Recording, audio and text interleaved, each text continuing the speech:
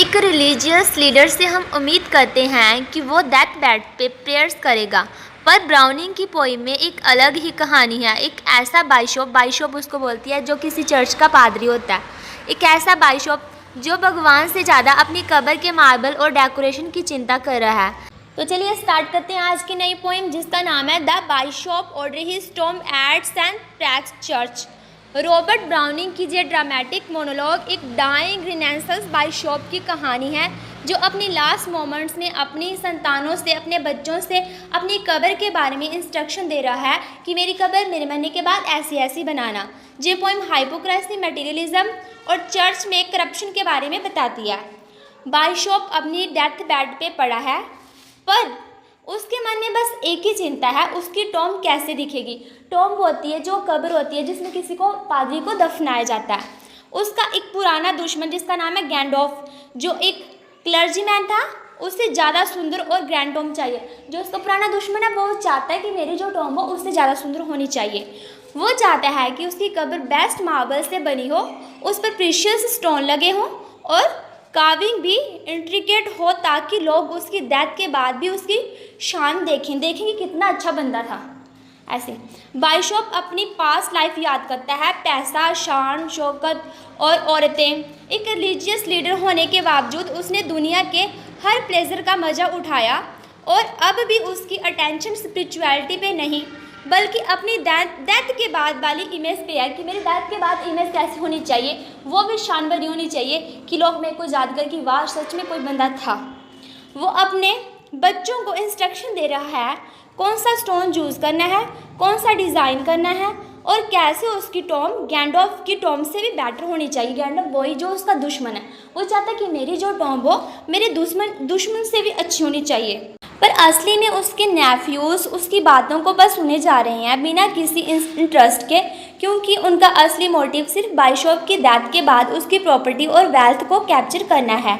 जैसे जैसे पोइम आगे बढ़ती है, बाइशॉप की स्पीच और भी इनकोहेरेंट होने लगती है, जिसमें उसका फियर ऑफ डेथ और भी एविडेंट हो जाता है। उसकी लास्ट विशेस भी मटेरियलिस्टिक ही हैं, और आयरनी ये है कि एक रिलीजियस लीडर होने के बावजूद उसने कभी आफ्टर लाइफ या सैल्वेशन के बारे में सीरियसली सोचा ही नहीं।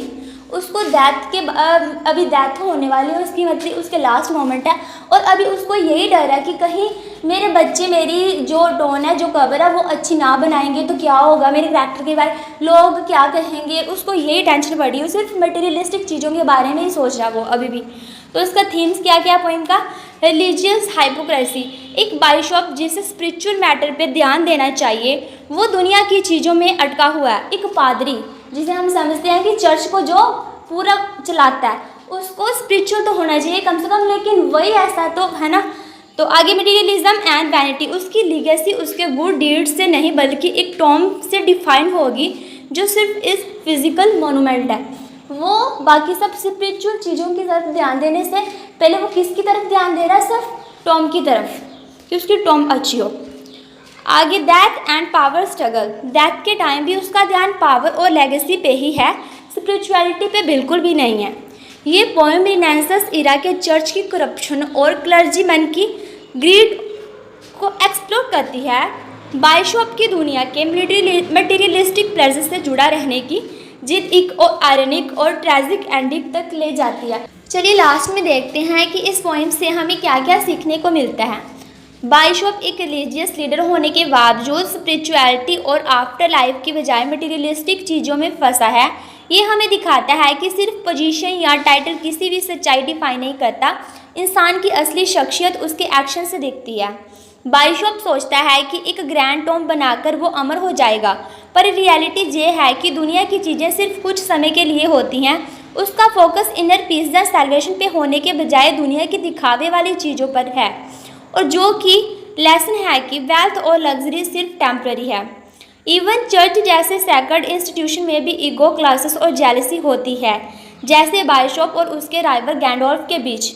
ये बताता है कि पावर और पोजीशन का ग्रीड है, हर जगह एग्जिस्ट करता है, चाहे रिलीजियस वर्ल्ड हो या पॉलिटिकल, चाहे इंसान कितना भी अमीर हो या कितना भी हाई पोजीशन पे हो, आखिर में सबको मरना ही पड़ता है। बाइशॉप का डेथ बेड पर मटेरियल पोसेशंस का ऑब्सेशन दिखाता है कि जब एंड आता है तो ये सब मीनिंगलेस हो जाता है। बाइशॉप सोचता है कि एक सुंदर टॉम उसे यादगार बनाएगी, पर सच तो ये है कि लोग उसके काम और उसकी लाइफ की एक्शन से उसे याद रखेंगे। लेसन ये है कि इस इंसान की लेगेसी उसके गुड डीड्स और कैरेक्टर से बनती है, ना कि एक फैंसी टॉम से। पोइम हमें एक डीप सोच देती है कि हम अपनी लाइफ किस तरह से जी रहे हैं। क्या हम भी सिर्फ मटेरियलिस्टिक चीज़ों के पीछे भाग रहे हैं या सच में कोई मीनिंगफुल लेगेसी छोड़ रहे हैं।